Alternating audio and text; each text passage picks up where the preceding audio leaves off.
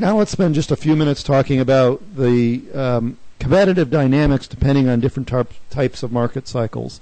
I'm assuming, particularly, I think all of you probably have taken marketing. There are different market cycles, slow, fast, and standard cycle markets, and those markets apply to strategy as well. Slow cycle markets are markets in which the firm's competitive advantages are shielded from imitation for long periods of time, and imitation is costly. This is when you can build a one-of-a-kind sustainable competitive advantage because you've got proprietary technology, something that's very difficult for competitors to understand. So the sort of cycle of change within the market becomes very difficult.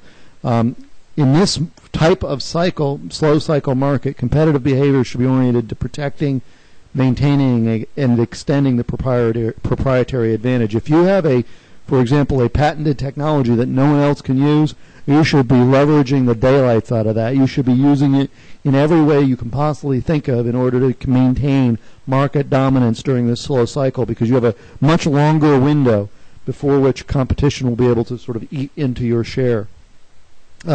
In slow cycle markets, organizational structure is used to support your strategic efforts. So because you're trying to protect your proprietary advantage, you want to make sure operationally, technologically, in every other respect, your resources are appropriately placed to be able to support that protection.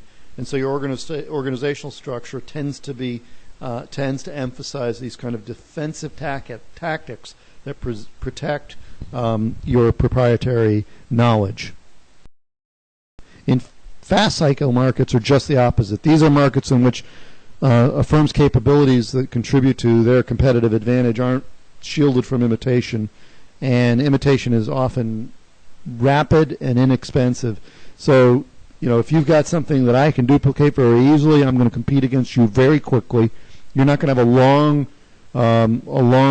runway to be able to get up and running and then keep market share for an extended period of time.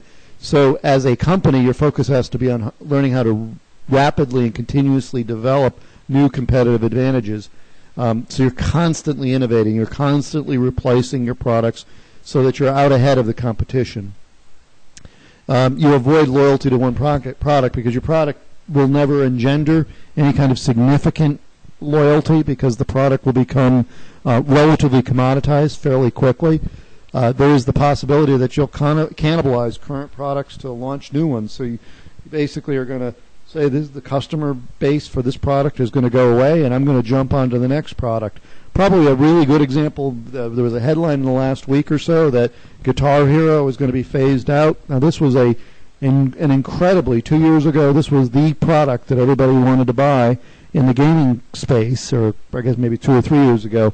And now the product is basically being phased out. And the reason it's being phased out is that the capacity to imitate and then out-innovate in the gaming space is very quick, and the cycles are very short. And so once a product is sort of, its shelf life has become reasonably aged, you're going to get out of it quickly. And in this case, Guitar Hero is already being cannibalized. There'll be a focus on new types of products, very different types of products.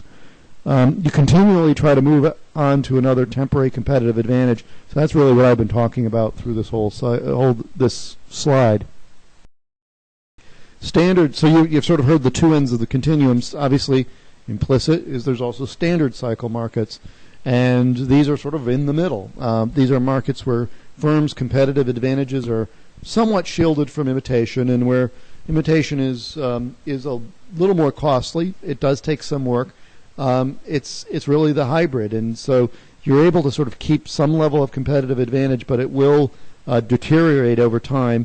And you try to serve as many customers as possible and gain as large a market share, so that instead of relying on either proprietary innovation or rapid innovation, you gain brand loyalty, and customers come to you because they know you do a better job of whatever it is you do. That means you have to have careful operational control, and you need to manage a consistent experience for the customer. If your experience isn't consistent in standard cycle markets, there are other competitors who will get into that market and who can do it better, and you will lose customers.